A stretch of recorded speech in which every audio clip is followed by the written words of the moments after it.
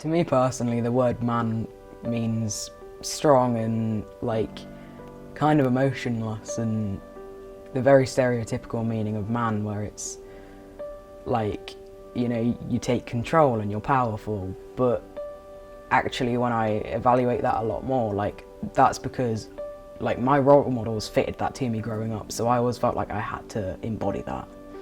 But being a man doesn't need to mean that at all. You should just be happy and confident and live however you feel comfortable in doing so. Hi, I'm Sam, I'm 19, I'm from Cheltenham and I'm studying youth work and community development at the University of Derby.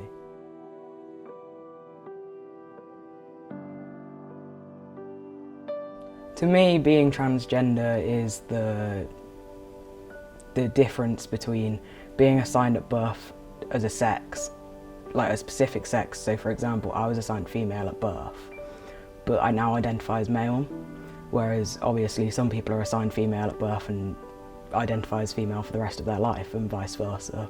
I don't think being trans is a choice at all, and I think that I don't think it's something that anyone would choose to put themselves through. So knowing when you're trans is different for every person. I went to bed when I was 5 years old wishing that I'd wake up as a boy, and I was disappointed every morning when that wasn't the case. And then when I went to secondary school and things started to become more gendered, like PE groups and design and technology classes and stuff, that's where I realised that actually I didn't fit in with the girls group, and I was a part of the boys group. But that separation and the divide, including puberty and stuff like that, is where I really realised.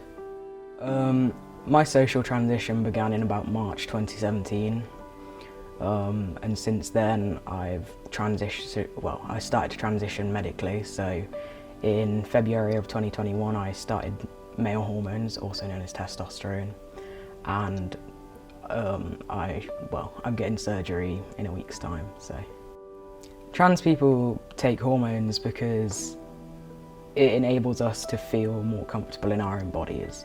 So my experience on taking testosterone, I've experienced my voice getting deeper, facial hair, your weight and your fat distribution changes, so it fits more of a masculine body than a feminine body. A transgender person looks the same as any other person, in my opinion. It's not, oh, you look at someone and you think, yes, they're trans, or no, they're not trans, they're just a person. And if you're unsure, you should just ask their pronouns. The first person I told was my wellbeing mentor at school, and then it was passed on to my parents, and that was a really terrifying experience. My dad didn't accept me to start with, but now, well, he's my biggest supporter. But the hardest person I did have to tell was my granddad.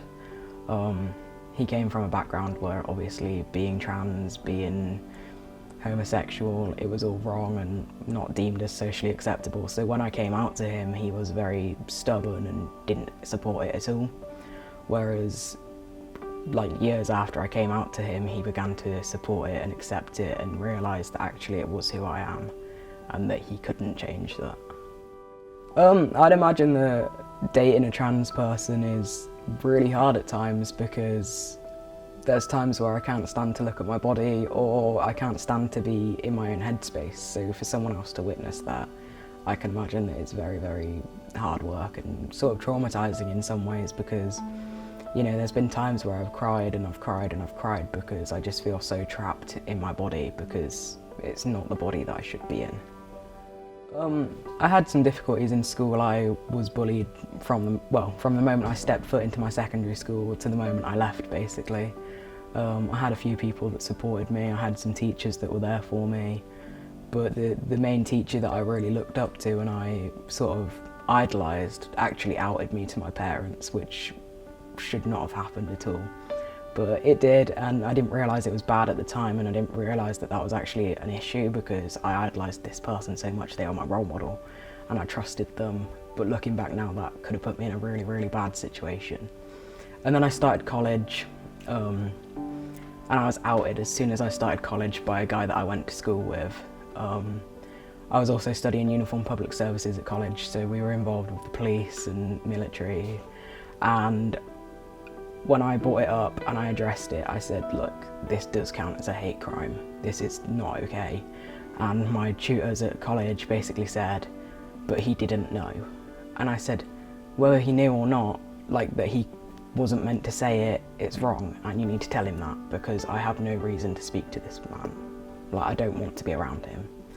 Anyway, all passed over and it kind of got brushed under the rug, and then just before I was leaving college, he started telling people my birth name, which is something that I don't tell people because I don't feel comfortable with. And he used it in front of me, he used it around me, he used it to other pupils that didn't know. And when this was brought up, the college were like, oh, well, there's no evidence of it. And I was like, that's not the point. The point is I am literally being hate crimed here. And especially the course we were doing, like, you should take this more serious. And it took for my parents to come into college for them to realise that actually they did need to do something, but their response was, you'll get your grades at the end of this, so whatever happens doesn't matter. So basically I was bribed with keeping my mouth shut to get my grades. So I just didn't go to college. I kind of gave up. I did get my grades and I did get into university, and I wish I'd worked for those grades, but also I wasn't going to put myself in the situation where I was unsafe. And then I came to university, and in all honesty, I've not had any issues since. I've met some really amazing people, and I don't know, I don't think that anyone's bothered anymore. I don't enjoy being trans. It's really, really difficult at times, and like I said, college was hell, school was horrible. But I kind of took it as an opportunity to better myself so that I can help other people. I use it as a tool where I can empower the people that feel the way that I used to feel. I hope that for the trans community that we can feel safer as a group, and that people feel like it's more socially acceptable to identify like as yourself. And I hope that the government and like the world as a whole improve their ways of like looking at trans people and realise that it isn't a choice, and that no one would choose to live this life, and so we do deserve support. The advice I'd tell someone if they think that they're trans is to follow their heart and to try it out and to experience what it's like to live as the opposite gender, or the gender they feel is correct. Because there's no harm in trying. If you try it and it doesn't work out, then that's fine. But if you try it and actually that is how you feel and it makes you feel comfortable, then live your life like that. But make sure that you do it safely.